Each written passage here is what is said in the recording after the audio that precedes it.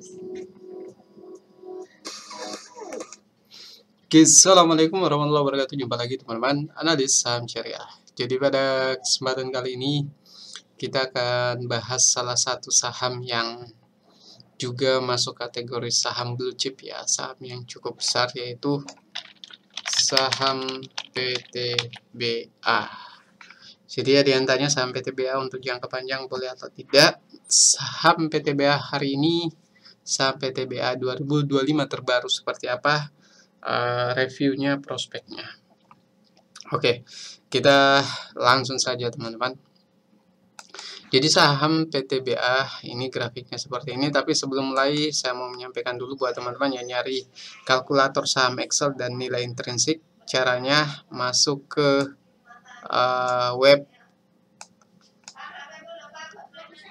rasio.digilink.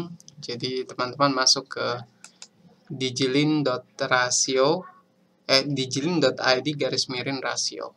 Nah, kalau teman-teman mau mendapatkan, masuk ke sana, mumpung masih ada diskonnya. Jadi kita lanjut saja. Jadi teman-teman tanya ini bisa untuk jangka panjang. Teman-teman, sekalipun grafik ini standar pertama kita yang kita terapkan, yaitu sahamnya harus naik ya. Kalau dari awal IPO sampai 5 tahun terakhir atau 10 tahun terakhir itu grafiknya naik.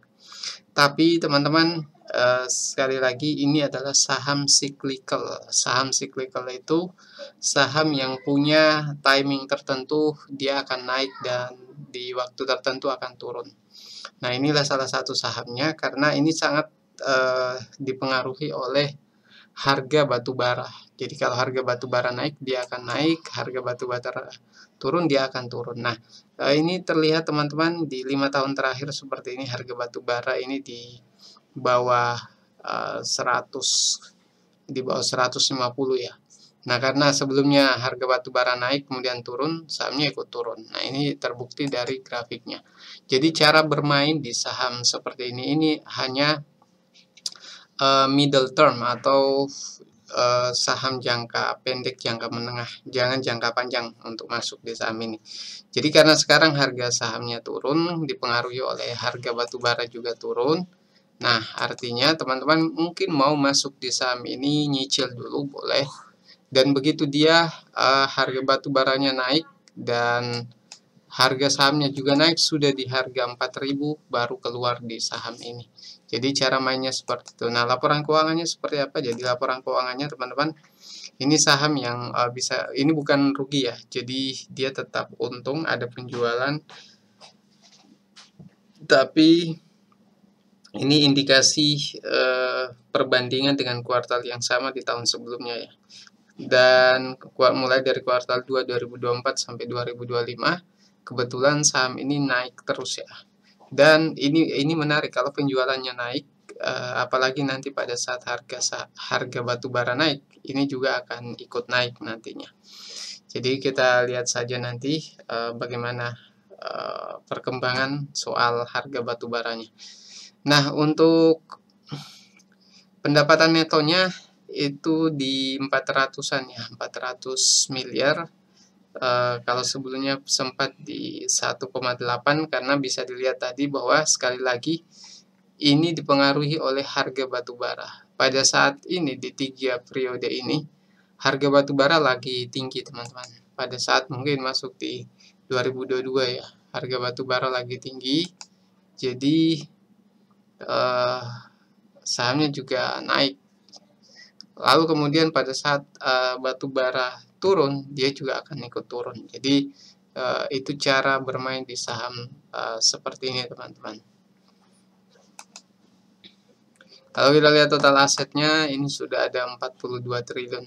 Ini termasuk tumbuh dan naik terus. Untuk liabilitasnya ini masih tergolong aman dengan total ekuitas 19,7 triliun. Jadi aman ya, belum terlalu mengkhawatirkan untuk kategori kewajiban yang harus dia penuhi. Nah, itu kembali lagi ke rasio-rasionya teman-teman. Jadi rasio rasio likuiditasnya, quick ratio-nya ini di angka 0,74, current rasionya 1,1. Jadi belum, ini masih standar-standar saja ya. Debt to equity ratio-nya juga cukup rendah teman-teman. Jadi antara utang dengan ekuitasnya bahkan tidak sampai 1%. Ini menarik untuk saham seperti ini. Jadi kita tidak perlu mengkhawatirkan lagi kalau soal utangnya. Yang perlu kita perhatikan adalah valuasinya kapan kita masuk. Valuasi dengan per 7 itu sebenarnya murah karena di bawah 10, tapi secara historis dia di angka 4 sampai 6 ya. Jadi ini masuk kategori lagi tinggi. Ini disebabkan juga karena harga sahamnya, harga batu bara yang lagi turun, dan otomatis pendapatan juga tidak ada kenaikan yang signifikan. Jadi sekalipun tetap ada kenaikan dan positif, tapi dari price to book value dengan 1,4 kali itu juga tidak murah, tidak mahal ya. Maksudnya standar aja. Jadi kalau teman-teman masuk di saham ini dengan harga ini mungkin bisa sedikit bersabar, mungkin dia bisa nyentuh di harga 1.800-an ya, atau di bawah 2.000 lah. Teman-teman masuk di bawah 2.000 saham ini, saya kira kita bisa beli sahamnya kemudian ditinggal tidur dan jual di harga 4.000. Karena ini saham besar yang cukup aman sepanjang batu bara penggunaannya juga masih terus dibutuhkan. Dan kebetulan dari grafik harga batu bara ini sedang turun, jadi inilah timing. Mungkin kalau teman-teman bisa masuk di bawah 2.000 juga cukup menarik untuk saham ini. Jadi rekomendasi ini bukan rekomendasi beli atau jual ya, tapi tambahan pertimbangan. Kalau teman-teman nanti gagal investasinya akan ditanggung sendiri, kalau untung akan dinikmati sendiri. Oke, dari segi valuasi saya kira seperti itu.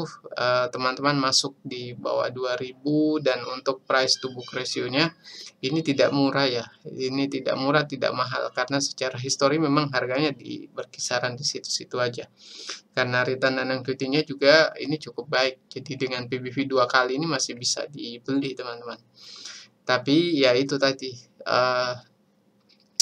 dia memang secara histori seperti ini valuasinya, dan kita katakan tergolong mahal. Kalau dia ada di PBV 1,2, 1,3, itu baru teman-teman mungkin bisa masuk di sini. Mungkin kita tunggu di harga di bawah 2.000 ya. Kalau teman-teman bisa masuk di situ, mungkin ada kemungkinan pada saat harga batu bara turun, harga sahamnya juga bisa ikut turun teman-teman.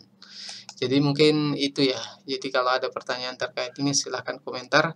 Pertanyaan soal apakah ini bisa jangka panjang atau tidak, saya tidak menyarankan untuk jangka panjang di saham seperti ini. Jadi pakai standarnya Lock and Home saja. Beli di saat murah, jual di saat mahal. Teman-teman dapat harga di bawah 2.000, jual di harga 4.000 ke atas, ini sudah cukup menguntungkan, bisa untung sampai 100%.